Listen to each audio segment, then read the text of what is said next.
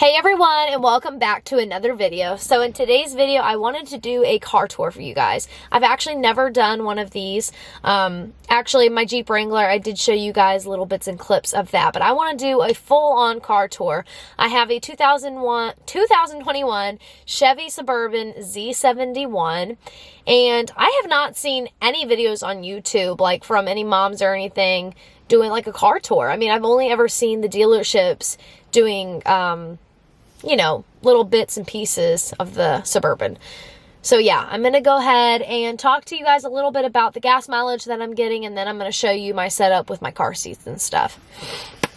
So right now I am getting about 14.6 miles to the gallon. It ranges anywhere from 14.6 to 14.8, just depending on, you know, the distance that I'm driving. Normally, or actually every day, I take my daughter to school, which is about 5 minutes down the street.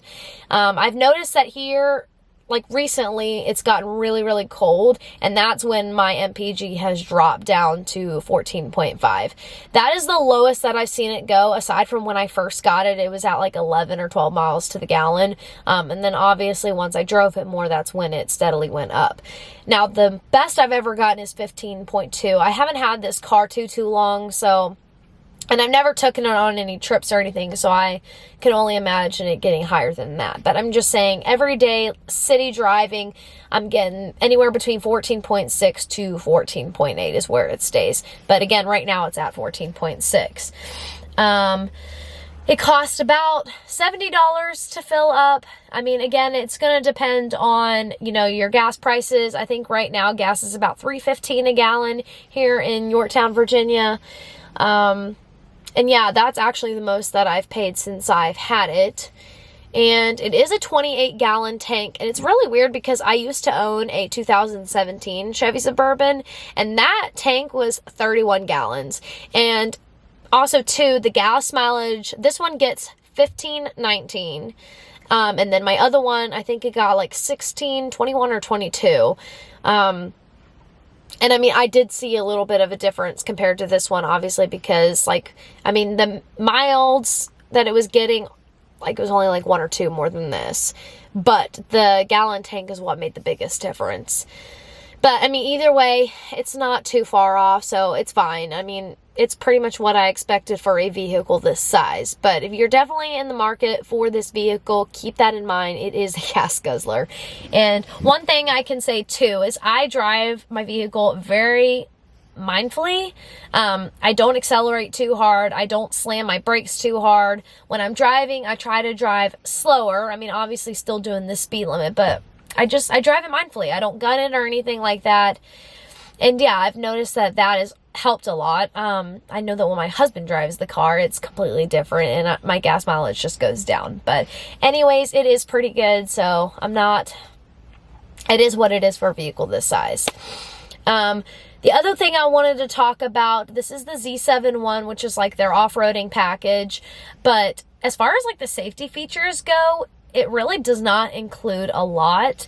You know, obviously there's a shortage going on right now, so there is certain things that they're taking away completely as of right now, and one of them is the automatic start-stop. That's not on this car. I can't remember if there was anything else, but the safety feature that I'm like used to having on all of my vehicles that I don't have anymore is the blind spot indicator, which I really loved. And driving like a vehicle this big, I really feel like it should come standard, especially on the Z71, because this is one of their higher trim levels, but it didn't. And honestly, every safety feature that's on this car has come standard. I did not purchase like anything else, so it's all pretty basic. It's got the let me turn the camera on or turn it around so I can show you. Alright, so right here on the buttons, it's got, this is like the collision thing. It lets you know like how many, I don't know if it's done by like the amount of cars in between, but it's like a certain distance. So I have mine set at 2. And then also if I'm like coming up on a car really fast, you have to be going a certain miles per hour, but it'll stop. And then over here we have the park assist. It's just the rear park assist, and that's another thing too. I really enjoyed having the front park assist. We've got the 4-wheel drive, and this right here is the emergency brake. And this right here is like the power outlet, which is in the back. I also used to have a heated steering wheel in my previous car, and I don't have that anymore, so that's kind of a bummer. But it's got seat memory, which I really like. I did not have this in my last car. And then just to kind of show you like everything right here, this is a wireless charger, and oddly enough, I don't use it. So I have put a towel down here so I could store other things down here. But it does have the heated seats, and that's about it. But if we turn around to back here, this is my car seat setup. This one actually fell, but I can't even pick it up from right here. Both of my older kids are in booster seats, and then my youngest is obviously in that kind of a car seat. But let me go ahead and jump in the back. Okay, so I am now in the back of the car. I know that this looks really crazy right now because I do keep the plastic things on the screens. I just don't want like them getting scratched. I'm actually looking for a screen protector to go on the back of these. But they did come with the 2 tablets in the back, which I do really enjoy them because... Sorry, I turned my camera around. I do really enjoy them because it's no longer like a DVD player, but I can hook the Fire Stick up to it, and this car actually has Wi-Fi, and you can get it as cheap as $20 a month for unlimited. It's still kind of a little bit expensive, but I mean, honestly, it's worth it when you have the tablets, because if it wasn't for that, I'd have to use like my hotspot, which isn't always the best because I have T-Mobile, and I don't know, I feel like their service is not as good, especially with the hotspot, just in some areas. But anyways, that's besides the point. I did purchase the Wi-Fi just because of the tablets. But if I could go back and have more of a selection with my car, I wouldn't have had these things at all, because I bought some portable DVD players from...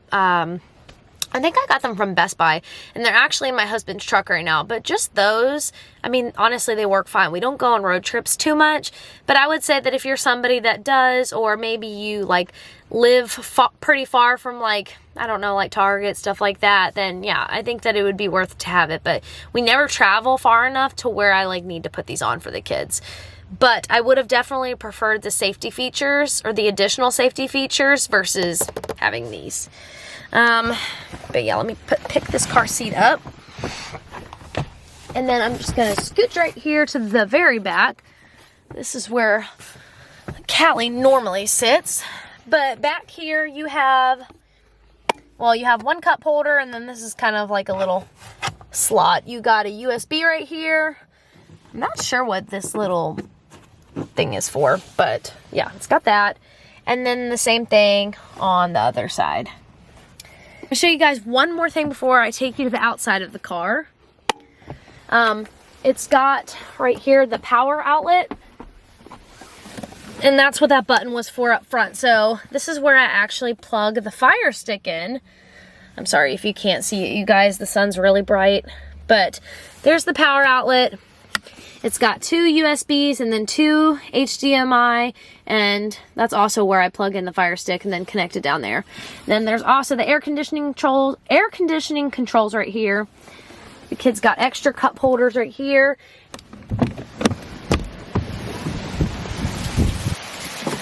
Okay.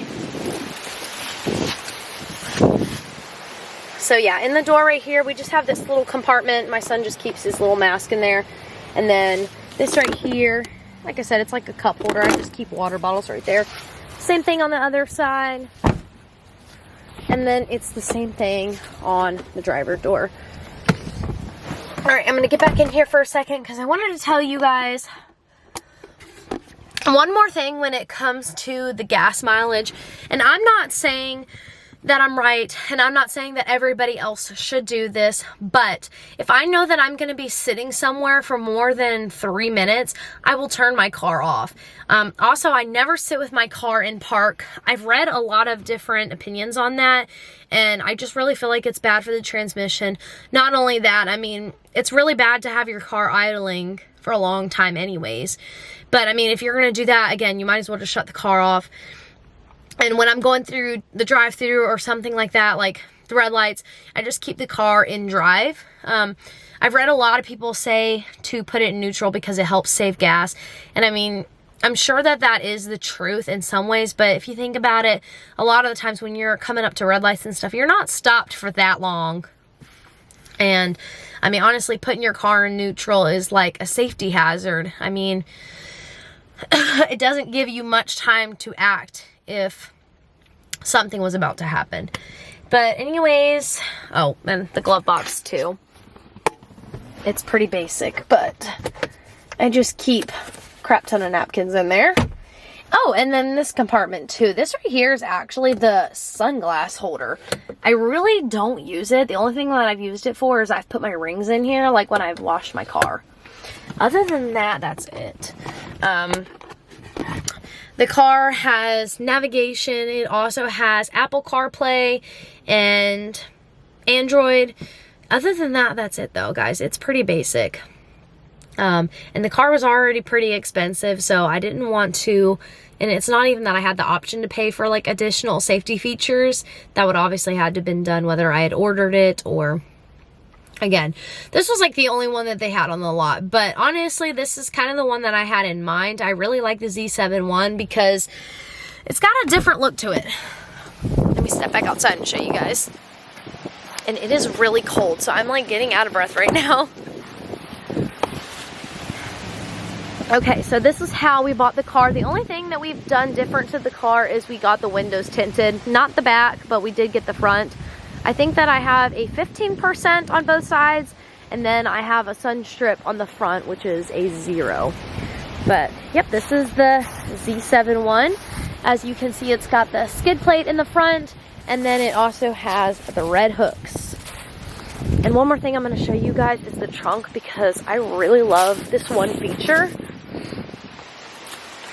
Normally there's like a Chevy symbol that appears on the ground, and it probably is right there, but you just can't see it because it's light. But if you just take your foot, kick it under.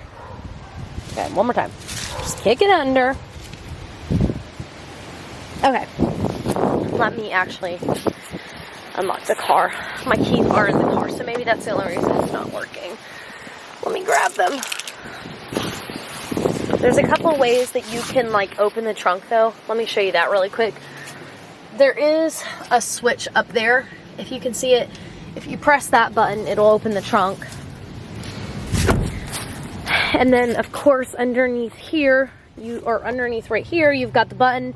And then if you look right under here, right there's another button, and that's gonna open the glass. But all you do if you wanna not hit the button, if let's just say you have your hands full, you just kick your foot right under, pull it right back out. And then it opens, and you can do the exact same thing for it to shut. But this is my trunk. The only thing that I got back here is my stroller wagon, my diaper bag, and then I have this little bag right here which has my air pump in it. Always carry that with me. But yeah, I mean, as you can see, there's plenty of room back here. I could definitely fit a lot more stuff. And then also too, you have another power outlet back here. And then right under here is just a compartment. I wonder if I can open it. Hold on.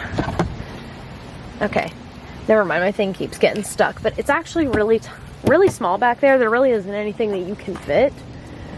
Actually, I think I have like an umbrella. But yep, that is it, guys. Alright, you guys, so that is going to conclude today's video. I hope that this was helpful. If it was, give it a big like. And if you have not subscribed to my channel already, please do so. And I'll see you in my next one. Bye, guys. Okay, guys, so I was in the middle of editing this video, and I realized I left out a couple of things that I thought were really important for you to know. One being, how often do I fill up? I've already shared with you the MPGs that I'm getting. And yeah, I forgot to mention that I'm filling up almost every... So it's been about 17 days now since I've last filled up. This is the longest that I've gone without filling up, and I have like 58 miles until I'm on empty. Normally, my gas lasts me about a week and a half. Now, when I first got the vehicle, I think I was filling up about every week for maybe two weeks until my gas mileage started to get a little bit better. But there's a couple features in this car that I wanted to show you. One is the interior lighting. There used to be a button up here that you could press it and all the interior lights would come on. Now you can no longer do that. So let me go ahead and turn this camera on so I can show you. Okay, so in order to turn all the interior lights on, you can do this on any of the lights. All you do is hold it down for a couple of seconds and it turns them all on. And you're gonna do the same thing when you wanna turn them off. Okay, now the second thing, if you come over here, there is this little thing that just looks weird. I recently just figured out what this was, and I couldn't find any video on YouTube to explain it. I actually found it somewhere. I think it was on an article on Google, but it is a card holder. So I have my husband's cat card right here. I'm going to show you how it works. You just push it in there, and that's it. I guess it would be really handy for somebody that is in the military. Maybe, you know, has to show a card when they're going into work. I don't know, but that's just what it does. Not too interesting, but I don't know. And then we have the IntelliBeams. I'm sorry, this is a really bad angle. But the way that you turn these on my previous car, it used to have a button. But what you do is you take this back, you click it back twice, and it turns them on. And then do the same thing if you want to turn them off. Or you can just simply push them up like that to how you would normally turn them on. But that's it, guys. Okay, guys, so now this is definitely going to wrap up the video. I'm going to go finish editing this so I can get it uploaded on YouTube. So I'll see y'all in the next one.